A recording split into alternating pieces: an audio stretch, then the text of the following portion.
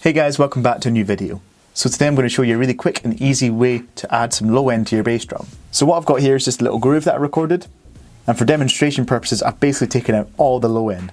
So if you look at the EQ, I've basically taken a high pass and there's no low end at all. So I'll let you hear that just now.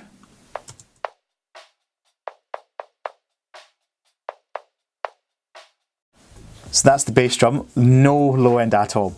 So how are we going to make this sound beefy? Well, it's actually quite easy, and I'll just show you how to do it now. So what we're going to do is we're going to open up a new track. We're going to open up a new software instrument track, and we're going to mute it firstly, and you'll see why in a second. And then we're going to go into instruments, down to utility, and down to test oscillator. And there we go. So when you open this up, if you don't mute the track, it just blares out a really harsh sine tone. So if you've got your volume up, it's pretty brutal. So if I unmute it right now, it's not very nice to listen to. So this test tone is going to play the whole time if we don't add a gate to it. So what we can do is we can just leave the frequency for now, just focus on turning it off, and then what we can do is add a noise gate. So we go to Dynamics, Noise Gate. So here we are, and what we do is we sidechain this to the kick drum. So sidechaining this gate to the kick drum is essentially telling it to open up the gate and allow this sine tone to come through whenever the kick drum plays. So I'll just play the audio for you.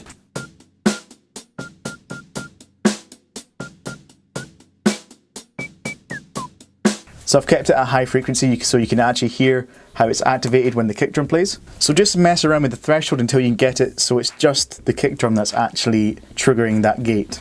And again, you can mess around with the attack, hold release, and get the right tone and the right length of tone that you want. So once you're happy with that, we can go back to the oscillator and we can bring down that frequency down to the sub frequencies. Ooh. We've got some real beef there now. So if I solo the oscillator,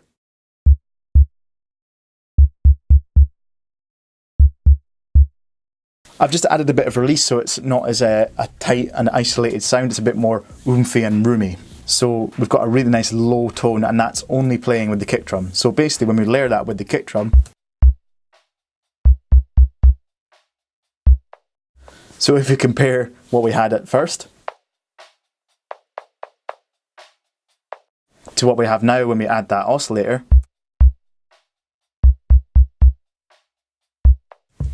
sounds really cool.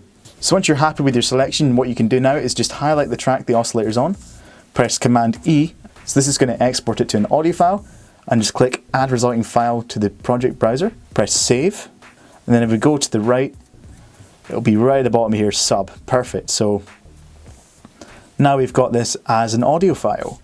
So we can get rid of that, and now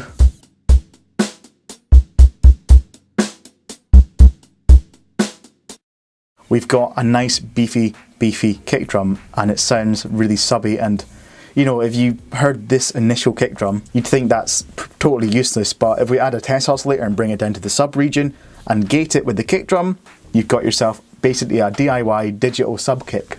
The nice thing about this technique is you can actually adjust the sub kick and tune it to the key of the song you're in. So you can basically look up the frequency of the key of the song and then adjust your oscillator to that, and it will sound much more cohesive in the fuller mix of the song.